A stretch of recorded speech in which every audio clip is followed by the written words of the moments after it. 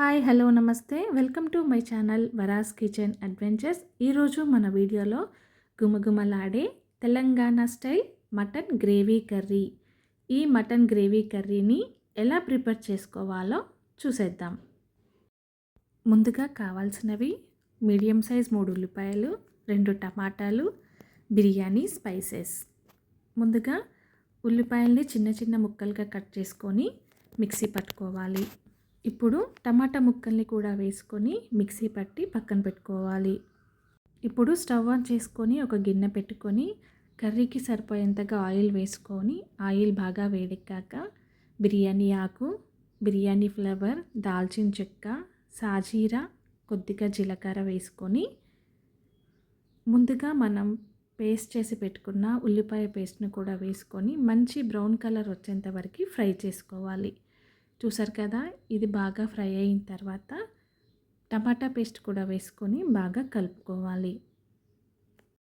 ఉల్లిపాయ పేస్ట్, టమాటా పేస్ట్ మంచిగా ఫ్రై అయిన తర్వాత కొద్దిగా పుదీనా, కొత్తిమీర వేసుకొని బాగా కలుపుకోవాలి. ఇది మంచిగా ఫ్రై అయ్యేలోపు మనం 4-5 లవంగాలు, 1-3 యాలకులను తీసుకొని సన్నగా దంచుకోవాలి. ఈ విధంగా దంచుకున్న లవంగాలు, యాలకుల పౌడర్ని వేసుకొని ఒకసారి బాగా కలుపుకోవాలి. ఈ లవంగాలు, యాలకుల పౌడర్ వేయగానే మంచి సువాసన వస్తుందండి. ఇప్పుడు ఒక 2 చెంచాల అల్లం వెల్లుల్లి పేస్ట్ని కూడా వేసుకుందాం. ఈ అల్లం వెల్లుల్లి పేస్ట్ అనేది పచ్చివాసన పోయేంత వరకు బాగా ఫ్రై చేసుకోవాలి. ఇది బాగా ఫ్రై చేసుకున్న తర్వాత 2 చెంచాల పసుపును కూడా వేసుకొని బాగా కలుపుకుందాం. ఈ విధంగా మసాలాలంతా బాగా ఫ్రై అయిన తర్వాత ముందుగా మనం కడిగి శుభ్రం చేసి పెట్టుకున్న మటన్ని వేసుకొని ఒకసారి అంతా బాగా కలుపుకుందాం. ఇప్పుడు రుచికి సరిపోయేంతగా ఉప్పు వేసుకొని మరొకసారి బాగా కలుపుకుందాం. ఈ విధంగా మటన్ అంతా బాగా కలుపుకున్న తర్వాత 1 గ్లాస్ వాటర్ వేసుకొని మూత పెట్టి 10 నుంచి 15 నిమిషాల పాటు మటన్ని ఉడికించుకోవాలి.